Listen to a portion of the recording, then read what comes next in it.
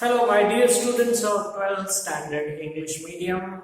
I welcome you in my class of English. And of course, this is going to be our first official language on the YouTube channel for this academic year of 2020-2021. Okay, तो उम्मीद करता हूँ कि आप लोग सभी अच्छे होंगे, अपने फैमिली के साथ बहुत अच्छा क्वालिटी टाइम स्पेंड कर रहे होंगे और साथ में अपना ध्यान भी रख रहे होंगे इस पैंडेमिक से, और साथ ही साथ मेरे इनका भी मजा ले रहे होंगे। ठीक है, तो क्योंकि एक ऑफिशियल सर्क्यूलर आ चुका है गवर्नमेंट की ओर से कि आपके आने वाले कुछ दिनों के बाद आपकी टेस्ट होने वाली है जिसमें इंग्लिश सब्जेक्ट भी शामिल है। ठीक है, तो इस चीज को ध्यान में रखते हुए आपको इंग्लिश के ये लेक्चर्स को रेफर करना बहुत जरूरी है। तो मैं उम्मीद करता हूँ कि हर रोज डेली लेवल पे जितने भी लेक्चर्स पोस्ट किए जाएंगे वो आप रेफर करोगे ताकि आपको स्टडी में कोई दिक्कत ना हो। ठीक है, सो without wasting much of the time, we are going to discuss straight away about the studies now.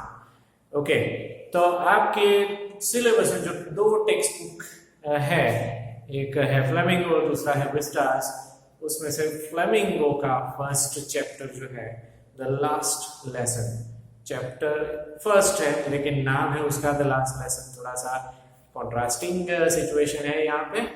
Okay, तो वो एक शॉर्ट स्टोरी है जिसकी हम यहाँ पे बात करेंगे, and obviously I will do the summarization of the lesson in my own way, so you need to listen to this discussion of the lesson very carefully, upon which you will be required to complete the exercise part in your notebook also. The last lesson, as you can see on the board, it has been written by Alphonse Daudet. That's how we pronounce the name. French name है ये, Alphonse Daudet. ये उनका नाम है। ये writer जो है उसका थोड़ा सा ब्रीफ इंट्रोडक्शन में आपको दे देता हूँ। The writer, Mr. Alphonse Daudet, was born in 1840 and he died in 1897.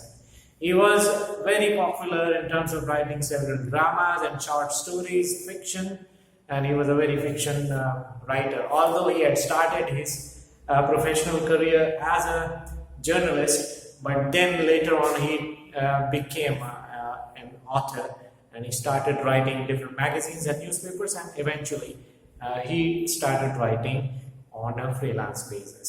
तो ये भी उनका एक छोटा सा एक स्टोरी है जिसका एक historical relevance है.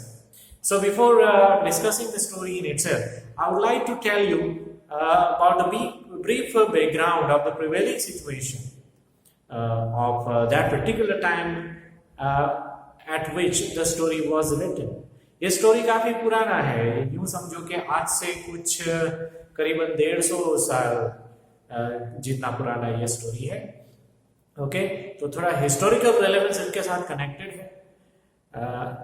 तो firstly I would like to explain you that particular historical relevance so that it would be much easier for you to understand the story. Right, so as far as the history goes, during the years 1870 and 1871, there were wars between France and Prussia. Prussia stands for Germany, precisely. Germany and the other countries which were under German occupation. That way we can take. Prussia का मतलब ये है कि आज का जो Germany है exactly वो नहीं, लेकिन जर्मनी और उसके अंडर में जितने छोटे छोटे कंट्रीज उन्होंने वॉर करके जीत लिए थे और अपने साथ उन्होंने जोड़ लिया था उनको, एक ऐसा एक जो समूह है उसको प्रशिया कहा जाता था उस जमाने में. So basically it talks about the war between the two nations Prussia and France. Okay, and in case if you have a look in your text book, अगर आपके हाथ में टेक्स्ट बुक है तो यहाँ पे एक मैप दिया गया है स्टोरी के बीच में. Okay, if you have a look at the map which is given on page number 6, you will find the map of France and some other adjoining countries which share the common border with France. Okay, so if you have a look at it closely, France is having the connecting border with other neighboring nations like Belgium towards the northeast, and then Germany again towards the northeast, right? And then Switzerland also is one of the most beautiful countries in the world. It's a very small country, but it's a very beautiful country, notable country. And thereafter, France also shares border with Italy, which is situated in southeast. Okay, now in case if we talk about this particular portion on the map, as you can see, the background of the story lies over here. Okay, France का जो एक district है जिसका नाम है, दो district है actually, we are concerned with the two districts over here because these two districts were won by Prussia in that war of 1870-1871. Okay, so the name of these two districts are Lorraine and Alsace. Okay, Alsace और Lorraine ये दोनों district के नाम हैं जो Germany यानी कि प्रशिया ने जीत लिए थे और अपने कंट्री में जोड़ दिए थे। और इसका नतीजा ये आया कि वहां पे जो कुछ भी है, वहां की प्रजा जो रहती है उनको सबसे पहला चेंज ये आया था कि instead of French language they had to adopt German language from now onwards, and that happened suddenly. एक दिन अचानक से ऐसा चेंज आ गया। ठीक है, तो ये एक ऐसा बदलाव है जो जिसका असर एक ही साथ में हजारों लोगों के ऊपर हुआ था। ओके, उसकी यहां पर बात की गई है। So basically it gives us the background of the historical event, which was basically the war between France and Germany. और साथ ही साथ में राइटर यहाँ पे एक मैसेज ये भी देना चाहते हैं। There are two or three different hidden messages that the writer wants to convey to us. इसमें से एक मैसेज ऐसा है कि it's very simple thinking which we need to develop actually amongst ourselves. कि लाइफ जब तक हमारी लाइफ चलती है उसी लाइफ के दौरान हम बहुत सारी बातें सीखते हैं। ठीक है, लेकिन कुछ लोगों का सीखने का अंदाज ऐसा होता है कि वो अपने टाइम पे नहीं सीखते हैं। जब टाइम चला जाता है तब सीखने के बारे में सोचते हैं और बहुत लेट सीखते हैं या तो फिर सीखते ही नहीं है। So learning, the message is learning is such a process which should be concluded or conducted on a timely manner. That is the first lesson that the writer wants to convey to us through this lesson. Okay, another lesson is that one must have the kind of pride, okay, towards his or her own country and culture and language. खास करके language से हमारी एक identity बनती है, तो उसके ऊपर हमें प्राइड होना ही चाहिए। And therefore we must learn our national language, which should be given as a priority, which should be learned on a priority basis. So before we learn anything else, we should just acquire the kind of command or mastery over that particular language in the area with which we belong. तो जिस area में हम रहते हैं उस area की language अगर हमें आती ही नहीं है, जो कि हमारी नेशनल लैंग्वेज है, वो बहुत ही दुख की बात है। ये भी एक बहुत बढ़िया मैसेज राइटर जो है वो हमें कन्वे करना चाहते हैं। Okay, now we are going to talk about the story in itself. Okay, story का जो ब्रीफ समराइजेशन जो है वो मैं आपके सामने करूंगा। Story conveys the short incident that happened with a young boy, a young school going boy, France ये लड़के का नाम है, जो स्कूल गोइंग का बच्चा है, एक्चुअली स्कूल में जाता है, पढ़ाई में वो एवरेज है। ठीक है, इतना ज्यादा ब्रिलियंट नहीं है। In a way we can say that he is a sort of a lazy person when it comes to studying and when it comes to learning the French language. Despite the fact that it is his native language, he has not been able to learn it as yet. बहुत बड़े दुख की बात यह है कि ये जो लड़का है फ्रेंच उसकी नेटिव लैंग्वेज होने के बावजूद भी आज तक अभी तक ठीक से सीख नहीं पाया है। तो एक दिन ऐसा होता है कि उसको स्कूल में जाना होता है लेकिन स्कूल में जाने का उसको मन नहीं कर रहा है। Why, what was the reason behind that? Because उनके जो टीचर थे फ्रेंच लैंग्वेज सिखाने वाले, मिस्टर हैमल उनका नाम है। ये स्टोरी के दो ही मेन कैरेक्टर हैं, फ्रांस जो लड़के का नाम मैंने आपको बताया वो, और मिस्टर हैमल जो उनके फ्रेंच लैंग्वेज के टीचर हैं। नेचर वाइज काफी स्ट्रिक्ट है। So on the day when this boy was supposed to go to school, उसको स्कूल जो जाने का मन नहीं कर रहा है उसे, because of the reason that Mr. Hammer had planned to take oral test of the participles, okay, participles which he had already taught on the previous day. आगे वाले दिन उसने फ्रेंच लैंग्वेज के जो पार्टिसिपल्स सिखाए थे उसकी वो आज टेस्ट लेने वाले हैं। तो ये जो भाई साहब है फ्रांस, उन्होंने कुछ तैयारी नहीं की है एग्जाम की, ठीक है, और इसलिए पनिशमेंट का उनको डर लग रहा है कि मिस्टर मैपल उनको जो है वो मारेंगे, पनिशमेंट देंगे, मिस्टर हैमल सॉरी उनको पनिशमेंट देंगे। उसी डर से वो स्कूल जाने की उसको इच्छा नहीं है। Initially he had an idea lingering over his mind that he would just spend the school outside at his own and enjoy the beauty of nature, and then when the school finishes he would return home. ऐसा वो सोचता है। So he had an immense desire of spending time with nature instead of going to school. But still somehow कुछ भी हो, लेकिन वो ऐसा मन बना देता है कि नहीं यार ऐसा नहीं करना है, बुरी बात है, ओके, कल्चर वाइज ये लड़का अच्छा है, बुरी बात है, ऐसा सोच के वो आखिरकार धीरे धीरे करके स्कूल में पहुंच जाता है। Now on the way to his school, he saw certain things which he ignores. Okay, बहुत सारी ऐसी चीजें रास्ते में देखता है लेकिन वो उसको इग्नोर कर देता है क्योंकि दिमाग में उदासी है, पता नहीं स्कूल में जाके क्या होगा क्या नहीं होगा, उसका एक दिमाग में ख्याल आ रहा है। तो बहुत सारी बातें जो हो रही, फॉर एग्जाम्पल टाउन हॉल के करीब लोग इकट्ठा हुए हैं, वहां पे नोटिस पढ़ रहे हैं लेकिन वो इग्नोर कर रहा है, उसको नोटिस पढ़ रहे हैं, कोई इंटरेस्ट नहीं है।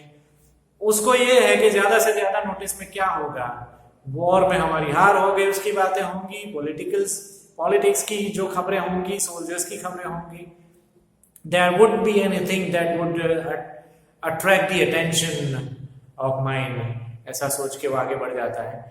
And then he also saw some of the Prussian soldiers drilling, but he still ignored all of them. ठीक है, तो वो सब इग्नोर कर देता है, रास्ते में जो कुछ भी आता है उसको कोई ज्यादा महत्व नहीं देता है। यहाँ पे ये देखता नहीं कि बहुत कुछ माहौल में चेंज आ गया है। Okay, even when he reached to school at there also he found the change in atmosphere. ठीक है, स्कूल का जो शुरुआत का टाइम होता है वहां पे लोगों की थोड़ी बहुत भीड़ रहती है, स्टूडेंट्स की, ठीक है, और थोड़ा बहुत हल्ला मचा हुआ रहता है, आवाजें होती है, ये वो सब नहीं दिख रहा है। ऐसा लग रहा है कि जैसे स्कूल में कोई नहीं है। In fact there are students in the school, the teachers are also there in the school, everybody is there, but they are all inside the school, they are all sitting in their classes. Okay, so otherwise from the outside the atmosphere looks as if there was a kind of Sunday-like peace and serenity on the campus of the school. Okay, तो school में तो पहुंचने के बाद, campus में पहुंचने के बाद फटाफट वो अपने क्लास में चला जाता है। Okay, before entering in the class, he saw his teacher, Mr. Hamel, who was having his iron rod in his hand. सबसे पहले जो आयरन रोड उसके हाथ में वो हमेशा रखा करते हैं, वो उसने देखा। उसको डर लगा कि आज तो मार पड़ने वाली है क्योंकि आता कुछ नहीं है और ये सर जो है बाहर ही खड़े हैं, प्लस मैं लेट आया हूँ, ठीक है, तो डांटेंगे पहले तो लेट आने के लिए, उसके बाद कुछ नहीं आएंगे तो और मारेंगे, ये सब होता है। When he reaches inside the class, he found that all the students were sitting there in the class very quietly, but he found something is unusual also in the class. Okay, rather than seeing all sorts of hubbubs and noise in the class, he found that each and everyone was absolutely in silence. सभी लोग चुपचाप थे। पीछे की benches में students नहीं बैठे थे, कुछ गांव वाले लोग बैठे थे, ठीक है, including the mayor himself and some of the kind of people of the reputed rank and positions, and some common citizens also. Okay, and then eventually he realized that, okay, कि नोटिस में ऐसा declaration किया गया है कि कल से अल्सेस और लोरेन की सारी स्कूलों में फ्रेंच लैंग्वेज नहीं सिखाया जाएगा, जर्मन लैंग्वेज सिखाया जाएगा उसकी जगह पे. And in that case today means that particular day was going to be the last day, last lesson, जो एक स्टोरी का नाम है, ठीक है, last lesson of mister Hamel. तो मिस्टर हैमल, क्योंकि उनको भी पता है कि आज मेरा अंतिम लेसन है, so he was dressed in green coat along with a hat on his head. बहुत ही अच्छा डेकोरेटिव तरीके से वो तैयार होकर आए हैं. And unusually he was not behaving strictly with the students today because it was going to be his last day anyway. सबको पता चल गया है कि आज कल से मिस्टर हैमल हमें देखने को नहीं मिलेंगे, क्योंकि वो फ्रेंच लैंग्वेज सिखाने वाले टीचर हैं. जर्मन लैंग्वेज सिखाने के लिए कोई और टीचर आएगा, उनके साथ सीखना पड़ेगा, और ना चाहते हुए भी हमें जर्मन लैंग्वेज सीखना पड़ेगा. That's the fact that each and every students have to accept. And therefore, they are keeping absolutely quiet in the class in order to give respect to Mr. Hamel. ठीक है, mister हैमल अपना last lecture ले रहे हैं, last lesson वो ले रहे हैं. लास्ट लेसन में उनको जो कुछ भी सिखाना चाहते थे वो सिखा भी रहे हैं.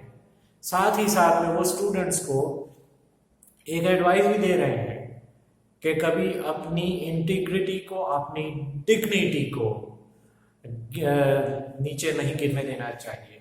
और खास करके नेशनल लैंग्वेज है हमारी, क्योंकि फ्रेंच लैंग्वेज नेशनल लैंग्वेज है, तो उसको सीखना हमारी नैतिक जिम्मेदारी है. बाकी हम सीखें उससे पहले, बाकी कुछ भी हम सीखें उससे पहले हमें फ्रेंच लैंग्वेज सीख लेना चाहिए. ऐसा एक स्ट्रॉन्ग मैसेज वो सभी स्टूडेंट्स को कन्वे करता है. और आज पहली बार जो लड़का है फ्रांस, वो बहुत ही अटेंटिव मूड में, okay, he was attending this lecture with close attention. और जिस टीचर को वो अभी तक डिसलाइक कर रहा था ये लड़का, कि बहुत ही स्ट्रिक्ट है, उनके क्लास में पढ़ने का नहीं मजा आता है, उनकी ओर अचानक से उसको रिस्पेक्ट आ जाता है, प्यार आ जाता है, क्योंकि उसे रियलाइज होता है कि वो उसकी गलती थी कि वो नहीं सीख रहा था ठीक से. वो उसकी गलती थी, इसमें टीचर की कोई गलती नहीं होती है. टीचर वो सिर्फ अपना काम कर रहे हैं. So rather than ignoring all those lessons which he had taken regularly in order to teach them, okay, अगर उसने ध्यान देके वो सीखा होता तो बहुत अच्छी बात थी. लेकिन अभी उसके पास अफसोस करने के अलावा कुछ भी नहीं है. इतना उसको अफसोस हो रहा है और साथ में शर्म भी आ रही है. Despite the fact that he was a French citizen, despite the fact that French was his native language, unfortunately he did not know French language as such. तो अपने आप पे उसको गुस्सा आ रहा है कि जो गुस्सा अभी तक वो टीचर के ऊपर निकाल रहा था वो मन से, ठीक है, वो तो एक्चुअली उसके ऊपर करना चाहिए था. Still he kept on studying whatever was being taught by Mr. Hamel in that last lesson, ठीक है. और लास्ट में मिस्टर हैमल उनको जो कुछ भी एडवाइसेस और जो कुछ भी सिखाना था वो सिखा देते हैं और अच्छे अच्छे मैसेज स्टूडेंट्स को देते हैं. And the ultimate message was from mister Hamel was that one must learn his और her native language before being able to learn anything else. ठीक है, आखिर में like he was feeling overflowed with the feelings, with sentiments, okay, he was kind of overpowered with sentiments, इसलिए आगे वो कुछ नहीं बोल पाते हैं और बोर्ड के ऊपर वो लिख देते हैं लॉन्ग लिव फ्रांस.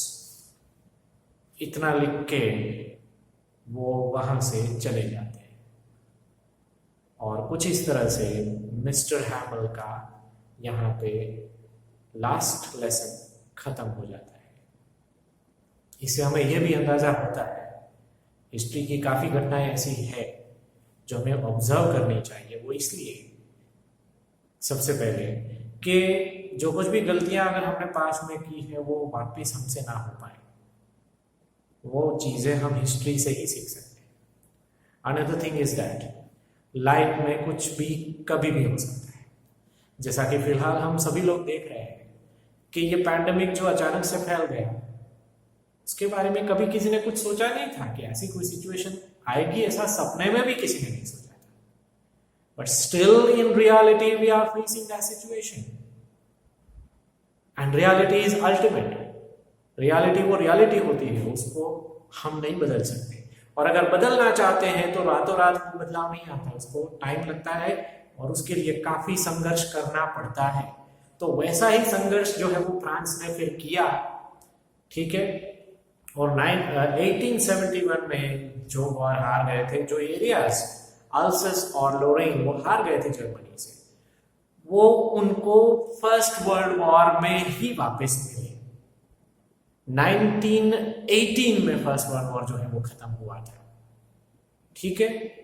सो 1871 से लेकर 1918 तक का ये जो ब्रीफ पीरियड था, अप्रॉक्सीमेटली अराउंड 47 ईयर्स का ये ब्रीफ पीरियड था, तब तक ये दोनों डिस्ट्रिक्ट जर्मनी के अंडर में ही रहे थे, ठीक है।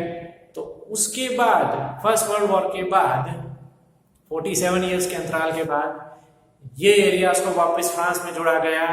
वापस वहां पे नेशनैलिटी, फ्रेंच नेशनैलिटी को लाइक एस्टैब्लिश किया गया, फ्रेंच लैंग्वेज को वहां पे एस्टैब्लिश किया गया, वहां पे खुशी का माहौल था। But when we talk about that particular specific period, जब आगे वाले दिन तक किसी को कुछ भी नहीं पता था कि कल से ऐसा होगा, तो हम सिर्फ इमेजिन कर सकते हैं कि उस वक्त की जो प्रजा थी फ्रांस की, उनकी हालत क्या होगी उस वक्त, क्योंकि जो नहीं चाहते थे वो उनको कंपलसरी करना पड़ रहा था। और इंसान को किसी भी हालत में जीना तो पड़ता ही है।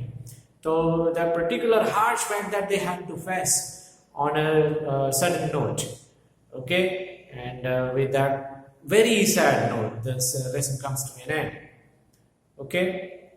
और ये था हमारे फर्स्ट लेसन का ब्रीफ समरी जो मैंने आपको दिया। उम्मीद मैं करता हूं कि आप सबको सब कुछ समझ में आ गया होगा। फिर भी अगर कोई डाउट रहता है तो you can always convey your doubts to me through the messages, right. You can personally also come down here in the school in case if any doubt remains in you. As far as solving the exercise is concerned, you can refer to CAM publication, ठीक है। Exercise को solve करने के लिए आपको cam publication refer करना चाहिए, क्योंकि वही बेस्ट बुक है और टेक्सुअल ग्रामर भी उसके अंदर दिया गया है। तो हर एक लेसन के बाद जो टेक्सुअल ग्रामर है वो बेसिकली कोई नई चीज नहीं है। आप 10th स्टैंडर्ड तक जो कुछ भी पढ़ चुके हो या 11th स्टैंडर्ड तक, ठीक है, वही चीज है, उसको सिर्फ रिवाइज किया गया है, ऐसी बात है। लेकिन उसमें भी अगर कोई डाउट रहता है, you can always convey it to me, we will sort it out. और जैसे कि ये लेक्चर अब खत्म हो चुका है, ये चैप्टर हमारा खत्म हो चुका है, इसलिए इसका एक्सरसाइज आपको अपनी फेयर नोटबुक में लिख देना है। Cam publication is the book that I would like to recommend. इसके अलावा भी कोई भी रेफरेंस बुक है तो वो भी चल सकती है, ठीक है। आपको एडजस्ट होना चाहिए बस। Thank you very much for your time and you have a fantastic day ahead with your family.